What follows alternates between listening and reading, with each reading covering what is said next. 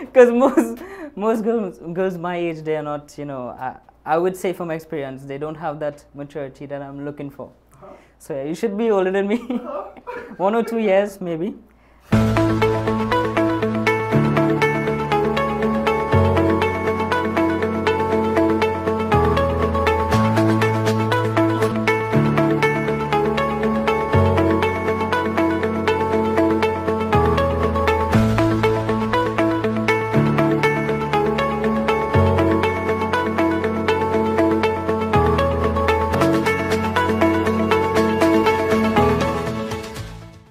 Trinidad and Tobago is a most beautiful destination, probably the happiest and maybe even most beautiful place on earth, depending on whom you'd ask that question to. But one of the things that Trinidad and Tobago also is that it is a very musical island. It seems as though one of the characteristics of a Trinbagonian is that you have music in your blood, music in your veins, music, as they say, down to your bone or even your bone marrow as well. And today we are fortunate to be in musical company, but this musician, this entertainer, has a really intriguing COVID-19 story to share with us as well today. Trinidad and Tobago is a utopia of countries, and through this program, Trini Inspirations, we hope that we can share inspiration with you that you and I in turn will be able to use to return Trinidad and Tobago to its Rainbow Island status. Welcome to Trini Inspirations with yours truly, Fazir, the Fuzz Events and Entertainment crew in association with Impression Studio. Today we welcome to the studio none other than young musician, singer, entertainer, concert performer, having already sold out 2 concerts at Sapa, with the 3rd concert being cancelled because of COVID-19 this year. It should have happened in July of 2020. And also a student of the Delhi University, and more importantly in the context of this conversation, a young man, a young Trinbagonian who had a very perilous journey from India back to Trinidad at the height of the COVID-19 pandemic. We welcome to our studio and to Trini Inspirations none other than Stephon Jaikaran. Yes, thank you very much, Fazir. Thank you very much. It is so nice to see you in person after such a long time. I mean, despite the physical barrier in front of us for obvious reasons with the pandemic, it's wonderful to see you, and I'm sure wonderful to see you also. I am sure that as happy as I am to see you, Stephon, I could only imagine your parents' reactions when they saw you for the first time in how long? 1 year. Yeah, first time in 1 year. And it would have been a very, very perilous and treacherous journey, not just physical journey, but also on the administrative side to get you back home. Yes. Now, first of all, the University of Delhi, is it? Yes. Good. What are you pursuing at the university? I'm doing Indian classical music, my bachelor's. And you're there on scholarship? Yes. Wonderful. Yeah. So congratulations, if I've not said that before. And when the pandemic hit, in full force, you were in India at the time. Yes, I was. Yeah. What was that like? Actually, so 2 weeks before was my birthday, so I went to Agra, which is the Taj Mahal, and then I came back, and then 2 weeks after, they just said this coronavirus thing, it's happening, you know, it's growing, and then as soon as we said we were going outside, our hostel said no, you can't go, it's locked down. So they locked us down, and then 1 day after, the whole of India was locked down. So we couldn't go outside to get any type of groceries or food items or anything. Everything was just shut down there. So we had to just stay there. In terms of the timeline, how does this compare to when Trinidad and Tobago would have shut down? I think it was maybe 1 week before Trinidad shut down. Yeah. So the university and India shut down before Trinidad? Yes. Yeah, wow. That is incredible, and I'm sure you felt an iota of pride, at least knowing that your university that you attend had that sort of foresight and proactive approach, right? Yes, because we were international students. Our hostel that we were staying at, they didn't take any word from anyone else. They take it to their own hands, and they shut us down one time, so we won't be able to go outside, and because everyone is staying together. So if we're in together and no one is going out, then we'll be safe. So no one is coming in, no one is going out. Wonderful. What was that experience like? Because you would have been confined for a lengthy period of time, right? First, I thought it would have been for 2 weeks, maybe 3 weeks. It ended up being for 110 days. Oh. Me inside, yeah. Me being inside, yes. Until I could have. What was your mental state for 110 days locked indoors? All over. I couldn't sleep. I couldn't eat. I lost a lot of weight. The food was terrible because they had stopped all our chicken. No chicken, no meat. Everything was just down to dal and rice, potato. That was it, yeah. So it was a really, how to say this? It's like locked in a box with your own, your own fears and your own demons locked inside your room, just trying to deal with that one day at a time. Yeah. Would it be an unfair statement to say that maybe you had a semblance of what it would have been like to be locked away in a prison? Yes, it was exactly like a prison, except we had Wi-Fi. That was the difference. Well, judging from some of the news stories, I think prisoners here also have Wi-Fi, but that's a topic for a different day. Your journey to come back to Trinidad and Tobago, though, Stephon, this would have started from how long into your lockdown at the university? After 4 months, then we had a couple of students. They are saying they want to go back home. So we had a group of us, 28 nationals of Trinidad and Tobago on a group, trying to go back home, trying to get to the High Commission of India in Trinidad, High Commission of India in India itself. I mean Trinidad in India. We're trying to get to the ministry. So much work from one of our, what is her name? Diana. She's an attorney. She helped us a lot. Also my mom, every day they're looking at news trying to figure out how they can get us home, because we weren't getting any help from the High Commissioner of Trinidad in India. They said the government has to do that. So it took us maybe 3 weeks or 4 weeks or even more to get a word from them. And what was the first word? They had said, there were many words. There were so many words. They had said they can't deal with us now, that we have to wait until government give permission for us to come back in to Trinidad. And because it's not a one flight from India to Trinidad, we had to get words from London. So we have to look for routes how to reach to London, because there were no flights from India to London. So we were thinking maybe you have to go to Germany, then to London, maybe from London to Barbados, maybe from India to so many different countries. There were so much routes, but we weren't sure if those flights were actual flights, because it's showing there's flights, but we don't know if they're actually flying out of India. So yeah, so eventually we got one flight, and that was from Delhi to Mumbai and Mumbai to London. And then we had to stay 9 days in London, because the next flight to Barbados was on the 21st. So I left India on the 12th, and I came to Trinidad on the 22nd. Now walk me through really quickly the procedures involved for you to be able to leave India and come back to Trinidad, because we know that from the government briefings, etc. here, that upon arrival you're supposed to be swabbed, and then you're quarantined, depending on your situation and your result, either at hospital or at step-down facilities, etc. But from India, to depart India, to take that flight to London, I'm sure you would have had to go through some sort of screening as well. So firstly, there wasn't any fixed word saying that we would be able to come into Trinidad. So leaving India was a risk. So we left India stating that there's an exemption from the government. And we reached London, and there was no final exemption to say that we can land into Trinidad. So even though all tickets were booked, all money was spent, we didn't have that final answer stating that we could come into Trinidad until the last day we stayed in London. So we stayed 9 days in London. That's just telling you how much time we are waiting for this word from the government. And finally we got it with some help from some people. There was one guy, he hosted us. His name is VJ. I would like to shout out to VJ. He helped us so much. And I think he had contacted someone or something like that, and they gave us that final exemption. And so we had to take a test in London to fly to Barbados. Then from Barbados we land in Trinidad, take a test the first day we landed, and then 2 days before we came out of quarantine.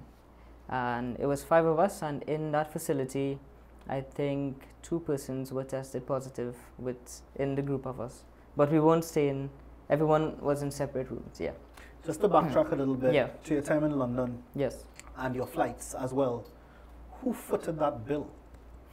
For me, personally, my parents, they had spent over $25,000 in just flights, not me staying in London. They have to pay for food, for stay. That was just flight only. And for the rest of students who came with me, they had their own funding from whoever, I'm not sure exactly. And there was 8 of us that came, the rest, 2 of them from London. They were on a boat, and their work, I think, paid for them. So, tell me, Stephon, landing in Trinidad and Tobago. Yes. There is an iconic shot now that would have made its way across across traditional media. There was a television shot, one of the local stations ran the footage where somebody recorded it off their phone and sent it to the media. And as soon as the plane touched down at Piaco International Airport, there was a collective sort of fist pump up in the air. There were screams of joy. You know, people were so ecstatic and excited, and there were some tears as well. Yeah. Tell me, for your own self, what that experience was like for you, being able to touch down on soil, knowing that this could have been cancelled, or your application could have been denied or postponed at any point in time. Yes. So for me, as soon as I saw Tobago on that plane, I was just like, yes, home. Like, the plane can crash now. I'll just swim to wherever I have to go, because we have been through so much. And I think at that moment, it was just, finally we're home. You know, finally we can say we are in a place that we belong, I guess you can say. Yeah. Yes. Beautiful, beautiful, beautiful. After you touched down, you were swabbed and sent to a step-down facility because your result was negative. Yeah. And you would have stayed there for your quarantine period of 14 days. Yes, 14 days. What was that like? It was quite long. My parents, they dropped food for me every single day, but it was really far. So they weren't able to see you? No, they weren't able to see me at all. Food wasn't that bad. The facilities wasn't that bad. We had AC, we had hot water, we had basically anything you'll need. That sounds pretty good. Yeah, it was pretty good for us, yeah. And I think we deserve that. After so much suffering in India, in London, I think we deserve that. So, you know. That is beautiful. Stephon, I'm glad that you made it back in one piece. I'm glad that you made it back healthy. And you said that the food was bad and you lost some weight in India. Yeah. You were 19-something pounds when you left Trinidad. Pounds, You came back at 100 and roughly 20. Yeah. And this is after you lost weight in India. So I'm glad you lost some weight in India. Stephon, your concert was cancelled this year because of the pandemic. Bollywood Nights with Stephon Jaikaran, 1 and 2 have already happened. This year was supposed to be the 3rd year.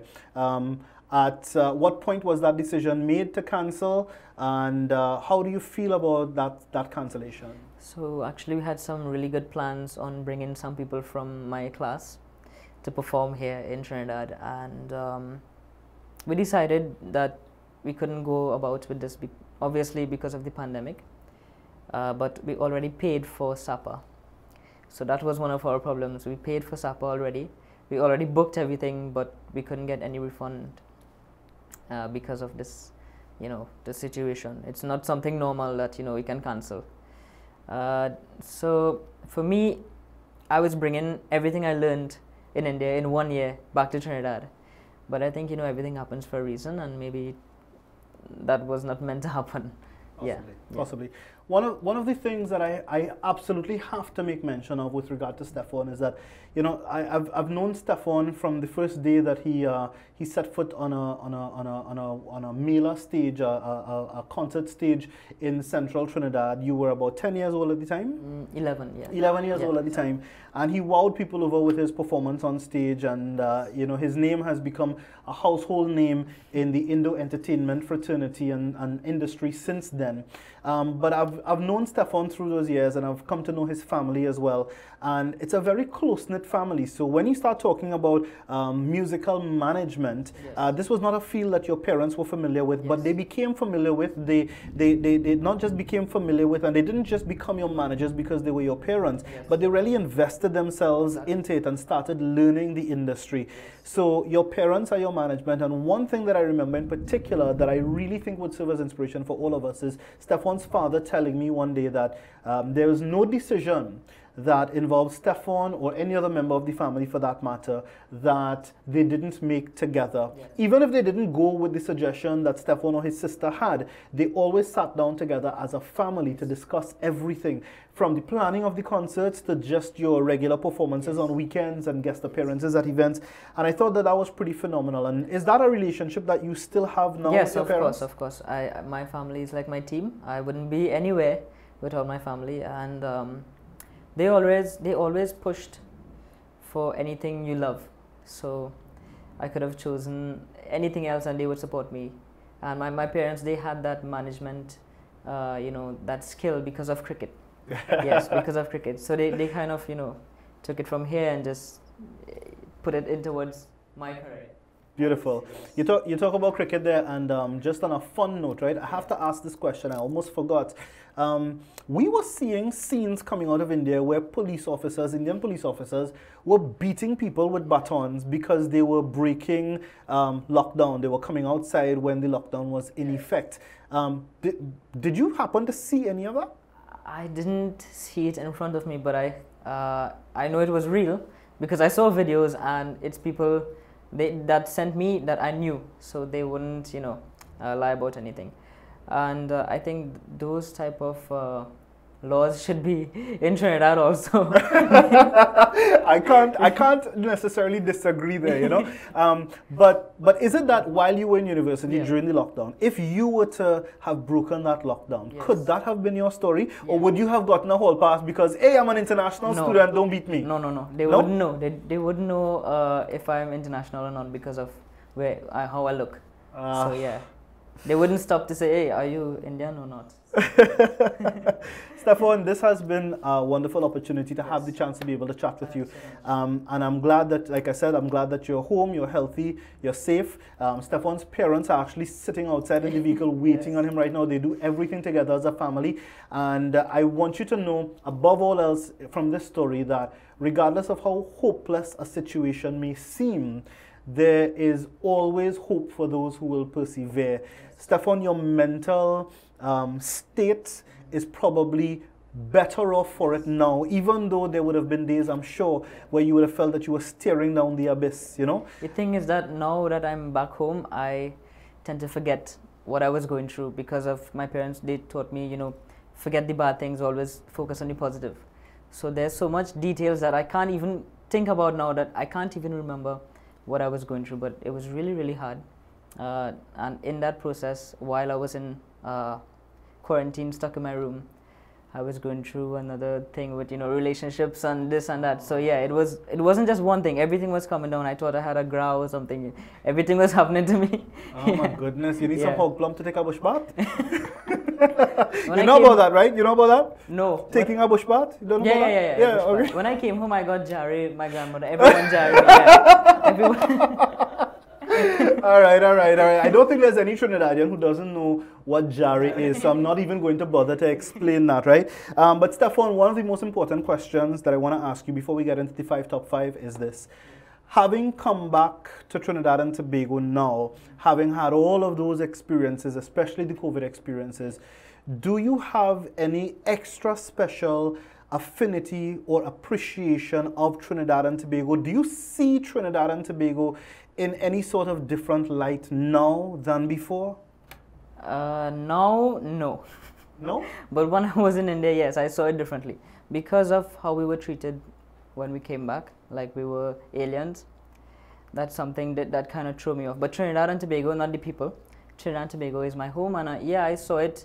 I tend to appreciate my home more when I went out there. I appreciated everything, my parents, my home.